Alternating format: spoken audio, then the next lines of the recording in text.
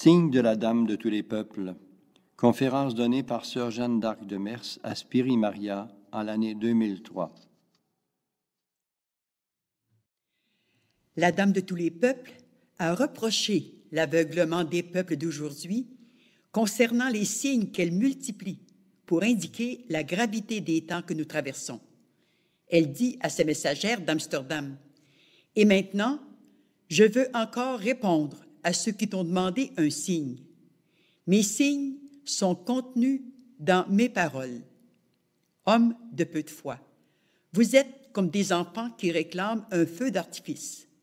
Et la vraie lumière, le feu véritable, vous ne le voyez pas. » C'est comme si elle disait, « Oh mes enfants, vous avez la tête dure.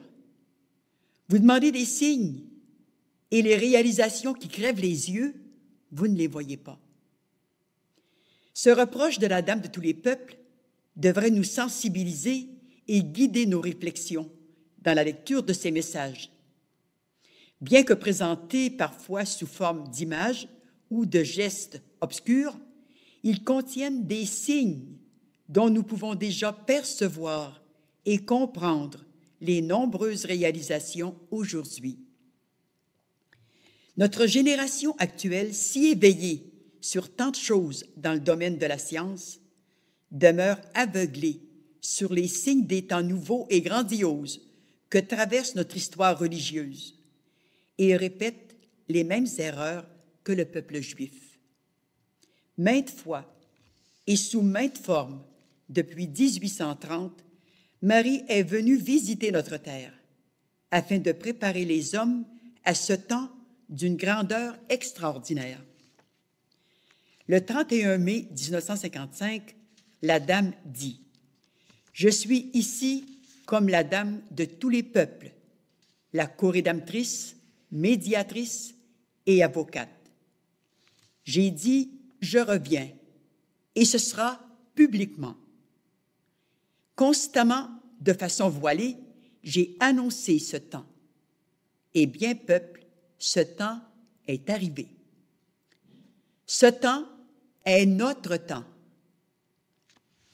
Arrêtons-nous d'abord au signe du temps. Ce temps est notre temps, répète la Dame. Un détail dans cette expression doit attirer notre attention. Dans la plupart de ses messages, Marie parle à la première personne du singulier. Je suis, je viens, je dis. Et pourtant, quand il s'agit d'identifier le temps de sa venue, elle parle à la première personne du pluriel. Ce temps est notre temps. Ce n'est pas sans raison que la Dame répète cette expression au moins 19 fois dans ses messages. Cette insistance doit servir de signe concernant la nature de sa présence dans le monde présent. C'est d'abord le temps de la Dame, comme elle le précise. Le temps va venir maintenant, le temps de la Dame de tous les peuples. Ce temps est notre temps. Il semble que la Dame laisse sous-entendre qu'elle ne vient pas seule. Et qui pourrait venir avec elle? Sinon, celle avec qui la Dame ne fait qu'une et qui réalise en son nom l'œuvre de la co-rédemption. Une parole du Seigneur à Marie-Paul semble confirmer ce mystère. Un jour, Rome définira un dogme, le dernier, qui prouvera que Marie n'est pas morte et qu'elle entrera en action sur cette terre. De quelle manière? Écrit Marie-Paul. Je n'en sais rien encore, mais je crois que la Vierge va saisir le monde. Ce que Marie-Paul ne peut comprendre en 1962 devient plus compréhensible en 2003, alors que l'action de Marie se manifeste de plus en plus visiblement à travers Vie d'amour. C'est pourquoi, pour bien comprendre les messages de la Dame de tous les peuples, il faut les rapprocher des paroles prophétiques du Seigneur et de leur réalisation concrète dans Vie d'amour. Marie explique à sa messagère ce mystère marial. Ce dogme-ci, l'Assomption, a précédé les autres dans l'histoire de l'Église. Mais maintenant, en ce temps-ci, notre temps, je me présente comme co-rédemptrice, médiatrice et avocate. Enfin, la dernière fois, je ne suis venue que pour faire savoir que c'était moi. Et je reviens à présent pour te donner plus de détails. Regarde bien, écoute ce que j'ai à te dire.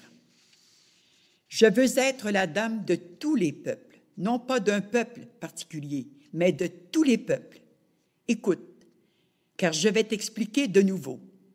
Essaie de comprendre ce que contient ce message. Je me tiens devant la croix, la tête, les mains, les pieds comme de l'homme, le reste de mon corps comme de l'esprit.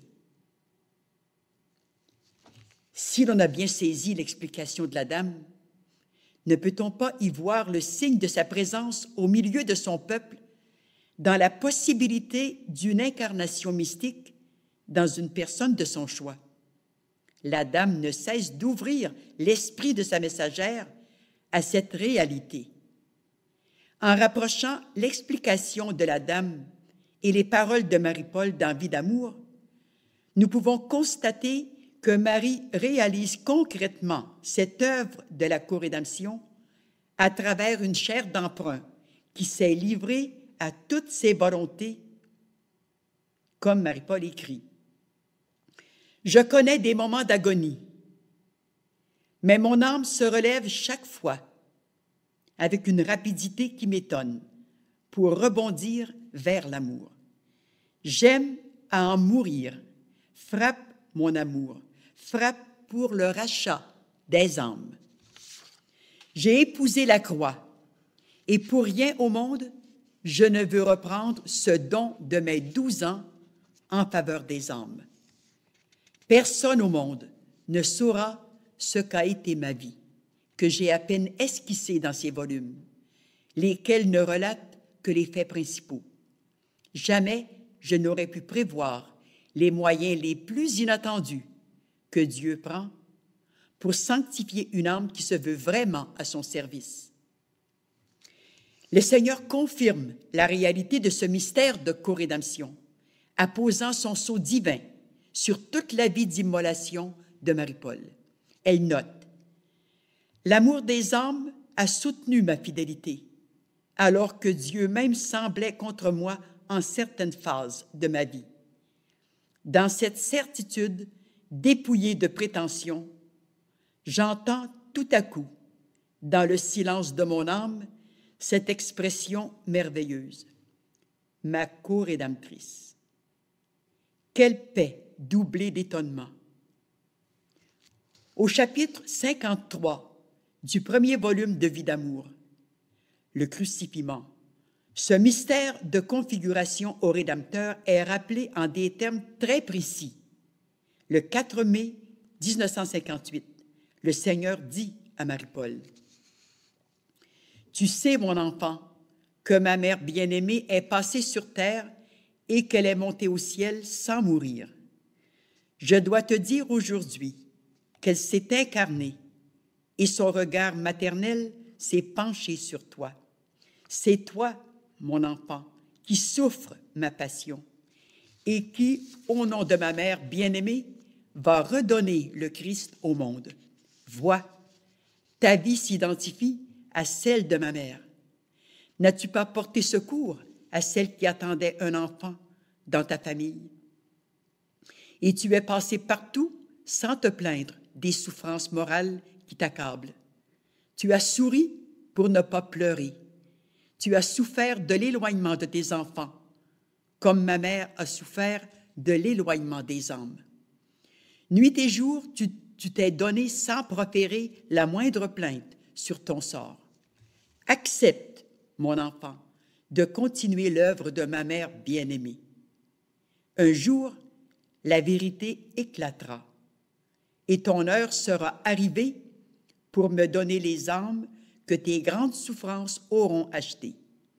Ma mère te guidera après t'avoir fait goûter à toutes les souffrances de ma passion. Peut-on exprimer d'une manière plus formelle cette réalité mystique qui fera l'objet du dernier dogme marial, lequel sera le couronnement de la dame? Marie continue d'informer sa messagère sur le mystère de la co-rédemption. Maintenant, je me tiens devant la croix, et c'est comme sacrificatrice, car j'ai souffert avec mon Fils, souffert spirituellement, mais surtout, souffert corporellement. Que nous révèle Marie-Paul à ce sujet? Dieu seul sait ce que je souffre. En plus de cet épuisement morbide, je connais toutes sortes de tortures physiques. Je pourrais gémir sans cesse et crier de douleur. Et pourtant, personne ne se doute que sous un sourire héroïque se cache une douleur atroce jamais égalée. Levons aussi le voile sur quelques aspects de ces souffrances spirituelles et morales. « Je n'ai qu'un amour, écrit-elle, Dieu qui me possède.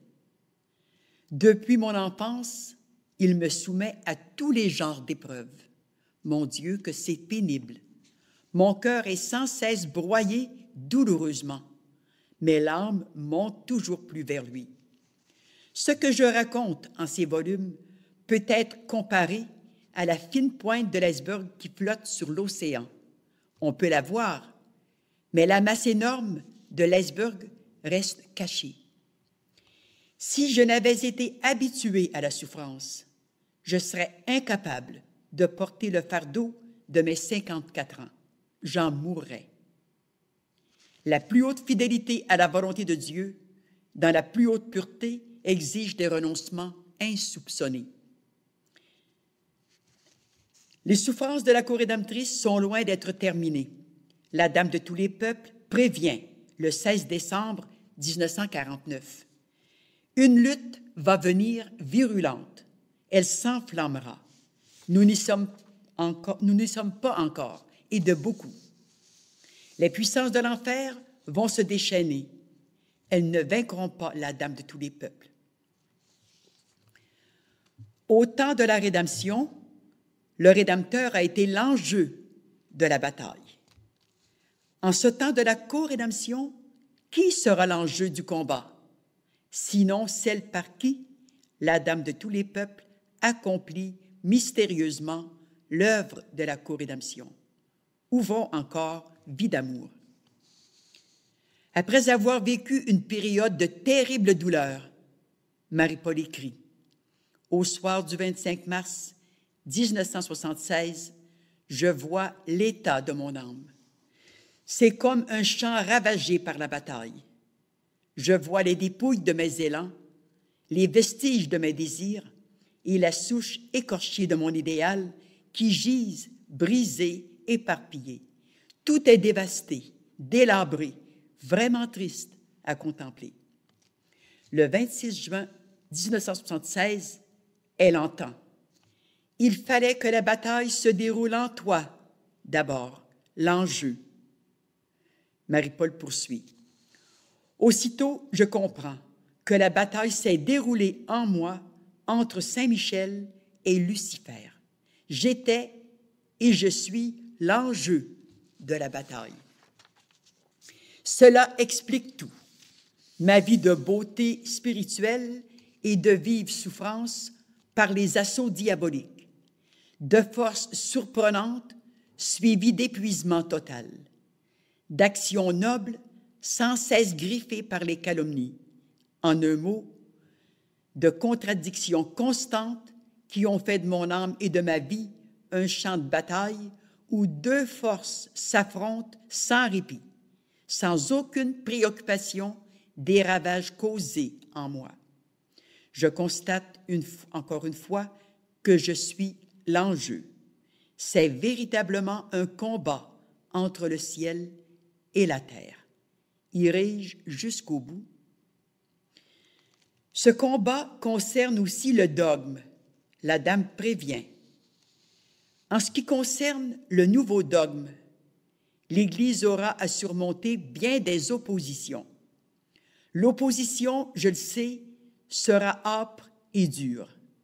Ce dogme sera fortement combattu. Le dénouement du combat final va déterminer le sort de l'humanité. Au temps de la rédemption, le fiat de Marie ouvrait la voie au salut de l'humanité pour l'ouverture du royaume éternel. Quant au royaume terrestre, c'est au constant fiat de la co-rédemptrice qu'il est conditionné. Dans une période de grand désarroi, Marie-Paul est tentée de reculer devant les exigences divines. Le Seigneur lui dit, « Accepte, le sort de l'humanité est conditionné à ton fiat. » « Fiat, lui dis-je en fermant les yeux, avec un effort de volonté. Toute ma vie a été une répétition de fiat, et je continuerai ainsi pour la plus grande gloire de Dieu et de Marie. L'image et sa diffusion, telle est l'œuvre préalable à la paix et à la libération, dit la Dame de tous les peuples. Plus tard, cette image sera l'emblème de la co-rédemptrice. Peut-on en douter quand toute la vie de l'instrument a été marquée d'une croix continuelle? Marie se dit envoyée de Dieu. Le Christ est venu dans le monde. Il est venu comme rédempteur des hommes. La rédemption s'opéra par la croix avec toutes ses souffrances spirituelles et corporelles. Il était envoyé par le Père. Maintenant, le Père et le Fils veulent envoyer la Dame, l'envoyer à travers le monde entier. Cette parole de la Dame semble se rattacher à une grâce particulière que Marie-Paul reçut pendant la messe de son mariage. Le Seigneur fit passer sur l'œil de son âme une image prophétique qu'elle ne comprenait pas et dont elle ne parlait jamais. Elle se voyait debout, vêtue de blanc, comme flottant dans l'espace et allant d'un pays à l'autre pour une cause quelconque. Ne peut-on pas voir en cette image une préfiguration de tous les pèlerinages de l'armée de Marie que Marie-Paul a organisés en divers pays d'Europe, en Terre Sainte, en Turquie, à Éphèse, en Amérique, au Canada, États-Unis, Jamaïque. Marie-Paul n'a pas choisi sa mission, elle l'a reçue. Le 23 avril 1969, elle confirme dans Vie d'amour cet envoi de la part du Seigneur. À la messe, je vois tout à coup certains faits qui surviendront lorsque l'heure de la vérité aura sonné. Ce sera donc l'heure du renouveau, du triomphe marial. Ce sera aussi l'heure du désarroi et de grandes souffrances. Je devrai vivre comme par le passé et ne suivre que les inspirations de Dieu, car c'est le Père qui m'envoie.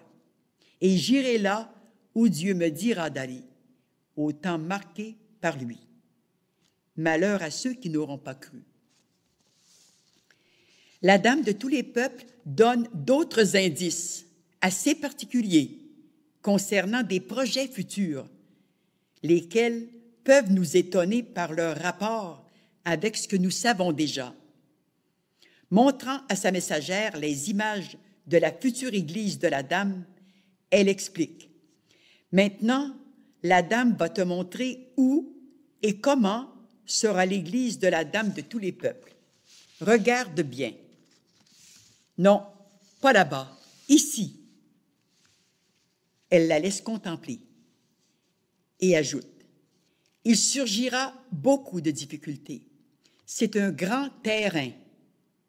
Plus tard, il sera entouré de la moitié d'une ville. » La messagère dit « La digue qui était là a disparu, et tout à coup, en cet endroit, je vois une grande église. » La Dame dit « Tu vois ces 3 dômes sur l'église, le grand, et de chaque côté 2 autres plus petits? Entrons maintenant dans la maison du Seigneur. Elle lui fait observer les particularités des autels. Lui indiquant ensuite le côté de l'Évangile, elle précise « Ici, l'autel de la Dame de tous les peuples. Regarde et vois. » Et la Dame donne des précisions que la messagère ne comprend pas, mais que nous pouvons saisir. Elle précise « L'autel de la Dame me représente tel que je viens. » Or, tout cela est sculpté dans le bois, y compris la figure de la Dame. La messagère est de plus en plus étonnée, parce que la sculpture ne correspond pas au tableau. La Dame sourit et dit « Le tableau actuel, tu ne le vois pas. » Il est donné au peuple canadien la grâce de voir ce tableau vivant. Mais comme il en fut au temps de Jésus, nos contemporains en grande partie ne veulent pas voir les réalités mystiques extraordinaires qui marquent notre époque en vue de l'ouverture du royaume terrestre et du retour glorieux du Christ roi. C'est pourquoi Marie peut dire aujourd'hui à ses enfants fidèles ces paroles que son Fils adressait aux croyants de son temps. « Heureux les yeux qui voient ce que vous voyez. » Le 30 août 1947, la Dame annonce un grand combat dans l'Église. Ce sera un combat politico-chrétien, une polémique ecclésiastique. « Je suis alors comme transportée, dit la voyante, en un vaste appartement du Vatican. Le pape est assis. Il semble que quelque chose se trame ici. Des séances secrètes se tiennent au Vatican. À maintes reprises, des hommes se sont réunis en secret, et je crois comprendre qu'un délégué américain y assiste. Le pape est tenu au courant de ces complots, et il sait pertinemment quelle en sera la suite. Devant lui, de nombreux papiers. De graves choses se préparent, spirituelles, économiques et matérielles. Pour ce qui est des affaires spirituelles, des manœuvres souterraines. Le 15 août 1951, la Dame de tous les peuples avertit l'Église. « Rome, sais-tu bien comment tout est sapé? Des années passeront là-dessus. Et plus il y aura d'années, et moins il y aura de foi. Et plus il y aura d'années, et plus il y aura d'apostasie. Jamais, en aucun moment du passé, le monde n'a connu temps pareil, ni pareil déclin de la foi. C'est pourquoi je veux que mon message soit reçu sans crainte et réalisé de toute urgence. » 28 mars 1951. Depuis le début de ses apparitions, la Dame demande 3 choses avec insistance. La récitation en Église de sa prière, la reconnaissance de son titre nouveau et la proclamation du dogme de co-rédemptrice, médiatrice et avocate. Elle attend encore. Faut-il s'étonner que l'apostasie croissante et la perte de la foi soient devenues une réalité dramatique? S'adressant à sa messagère, elle avertit « Vous ne pouvez savoir ce qui est caché dans l'avenir. Vous ne comprenez pas le grand danger dont Rome est menacée. Rome se croit solide. Elle ignore comment on est en train de la saper. Sais-tu bien avec quelle urgence il convient d'agir? » La Dame annonce le concile. Après avoir montré à sa messagère le Vatican et le pape entouré de cardinaux et d'évêques de tous les pays, elle dit « La doctrine est bonne, mais les lois peuvent et doivent être changées. L'Église est et demeure. La doctrine est et demeure. La forme, cependant, et les lois, avec l'intervention de l'Esprit Saint, peuvent être amendées. » La Dame parle très clairement. le dogme est immuable. Quant aux lois de l'Église, elles peuvent être amendées ou modifiées par l'Église pour le bien de l'Église. Or, si l'Église est appelée à devenir, dans la communauté de la Dame de tous les peuples, le nouveau peuple de Dieu, elle doit progresser dans l'esprit du royaume et avoir des lois adaptées à ce temps du pré-royaume.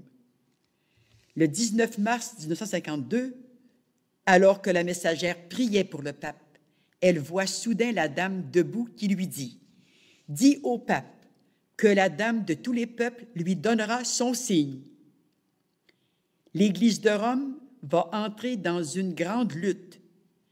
Avant que vienne l'an 2000, bien des choses changeront dans l'Église, dans la communauté, mais le noyau demeurera. N'est-ce pas ce dont nous sommes témoins depuis l'après-concile?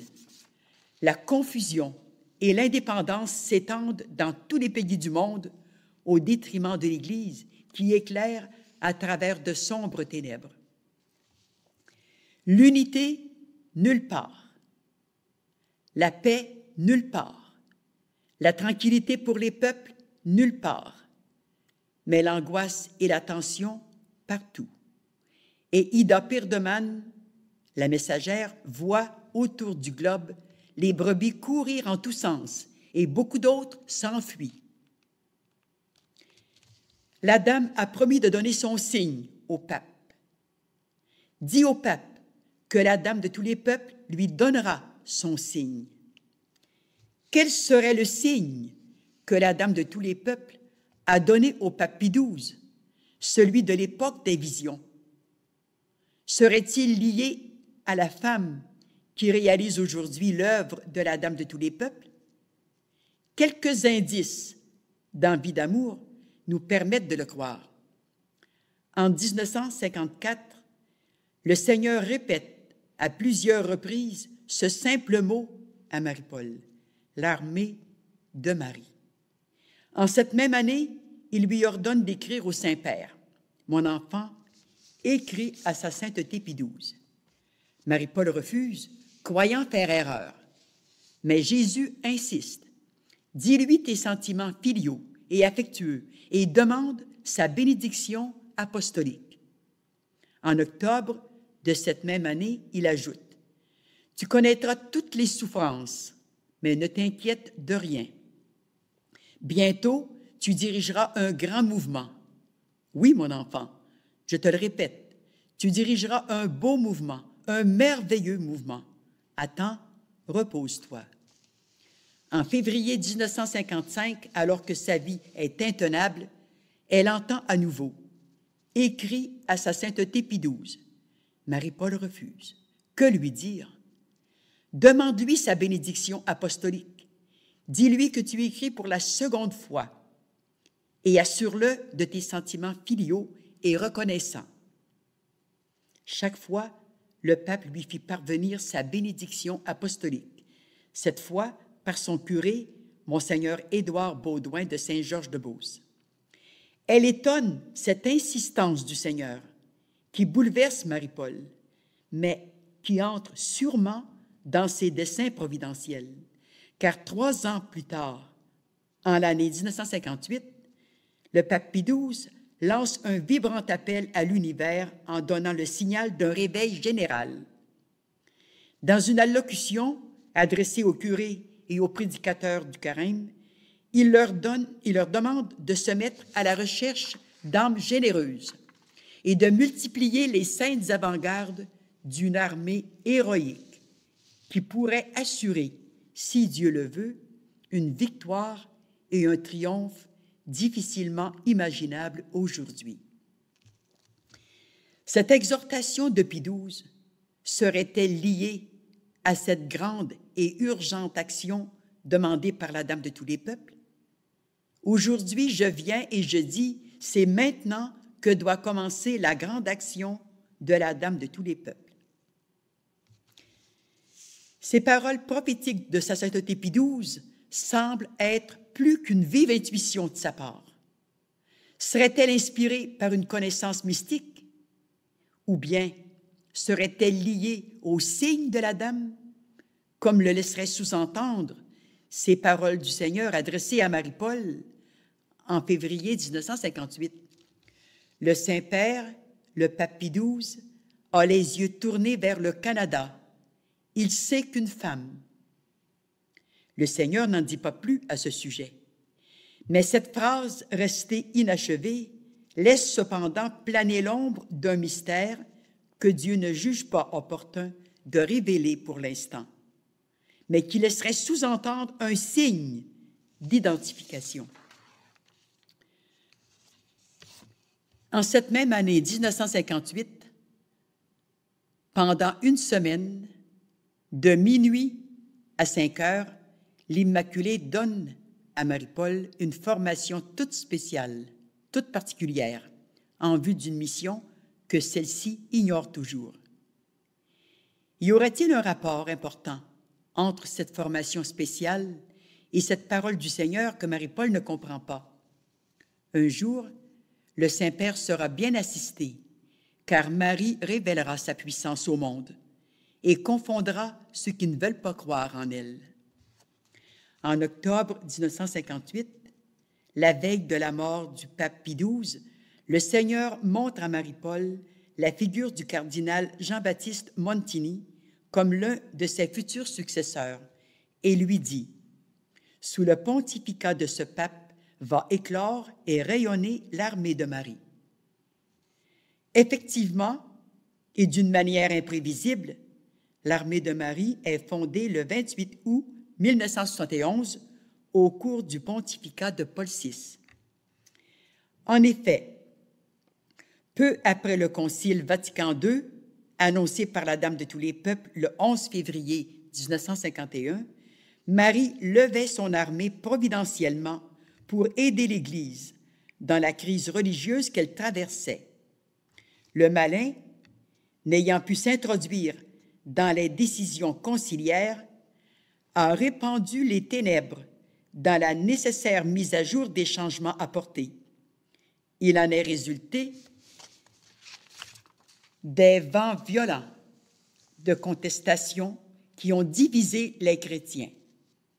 De nombreux prêtres, religieux et laïcs, victimes de ces ruses diaboliques, emboîtèrent le pas dans les deux courants opposés qui ont déchiré l'Église. Au milieu de cette terrible tornade, afin de dresser une digue à l'envahissement des flots de confusion et de contestation, Marie donnait à l'Église son œuvre extraordinaire, qui devait être un puissant levier pour la soutenir dans ce combat de taille. Mais, à peine levés, des fils de l'Église ont placé des embûches sur la route de l'armée de Marie en vue de paralyser son action et de la détruire. En dépit de leur opposition toujours grandissante, cette petite armée avait une certaine liberté d'action pour mener un combat positif et efficace en faveur de l'Église. Sa fidélité au pape et aux évêques en communion avec lui, selon sa caractéristique spécifique, lui valut les attaques constantes de ces autorités religieuses qui se croyaient jugées et lésées dans l'établissement de leur Église populaire. Ce petit noyau, qui devait rester debout, selon la prédiction de la Dame, ne serait-ce pas les brebis qu'elle a rassemblées dans son armée pour mener avec elle le combat de la fin?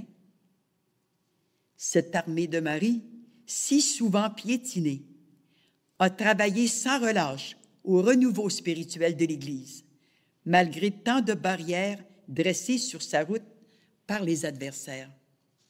Sans cesse guidée et protégée par le ciel, elle a maintenu le flambeau de l'amour et de la foi et résisté à tous les assauts.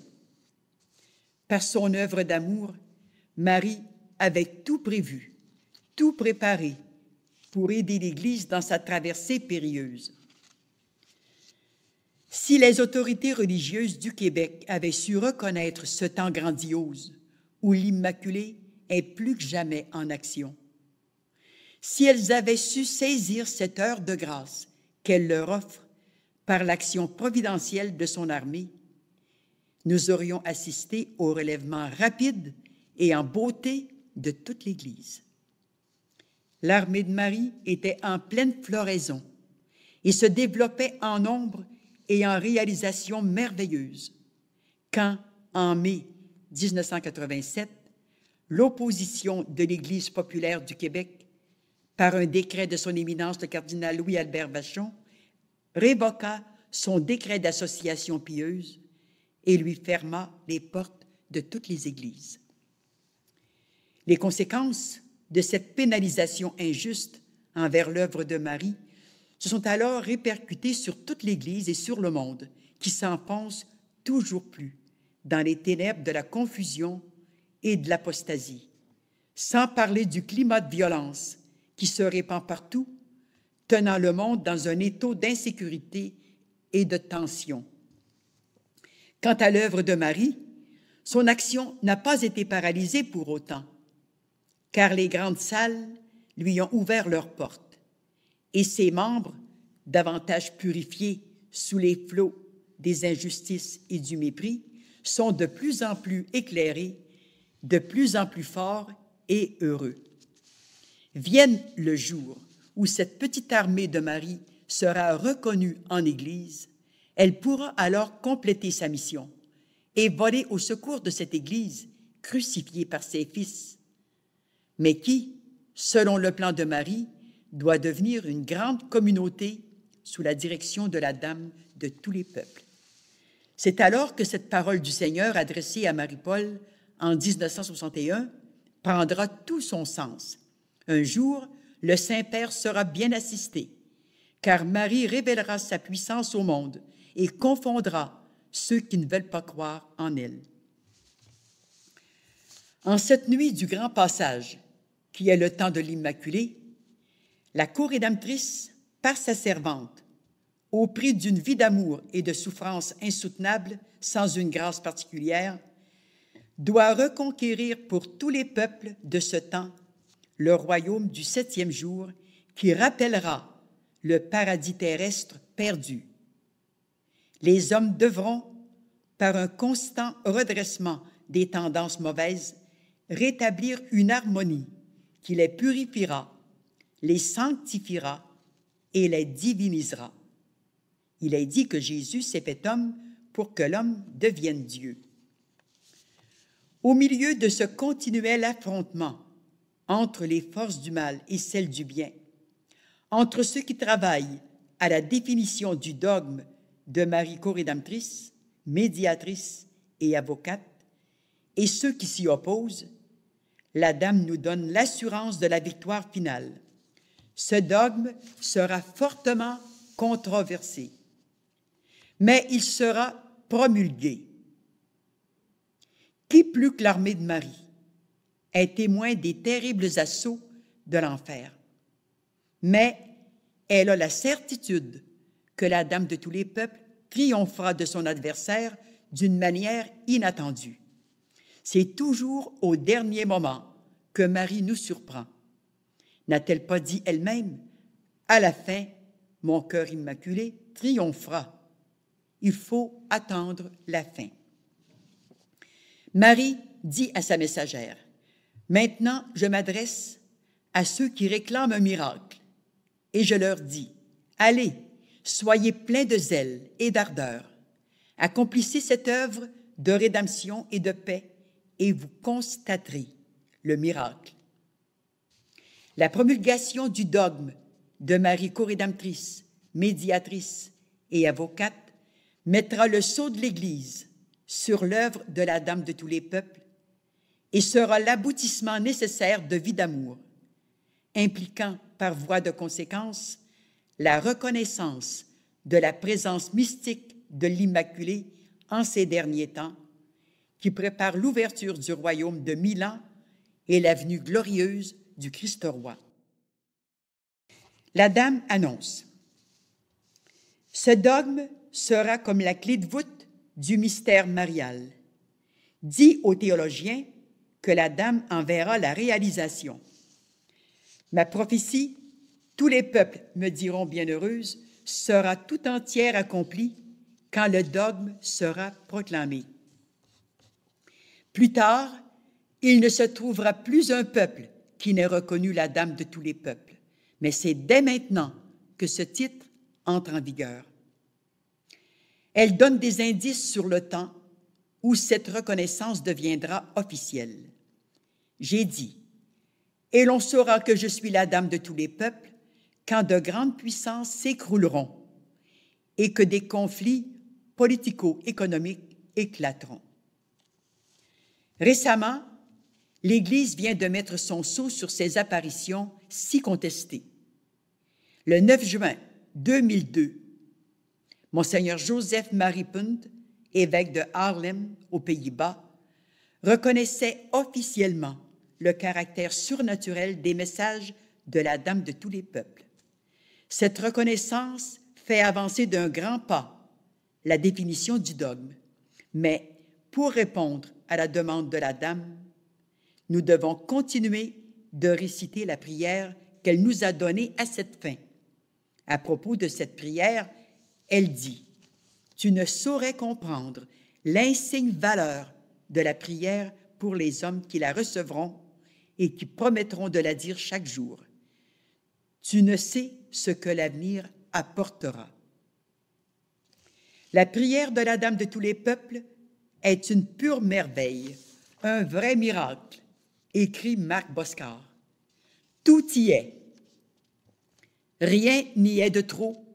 Tout y est pour aujourd'hui. Tout y est pour demain. C'est sans doute la raison pour laquelle la Dame insiste tellement afin que soit diffusée et récitée sa prière, afin que toute la richesse et tout le mystère qu'elle contient pénètrent nos esprits de manière à les préparer aux réalités futures et qui seront le ciment du royaume.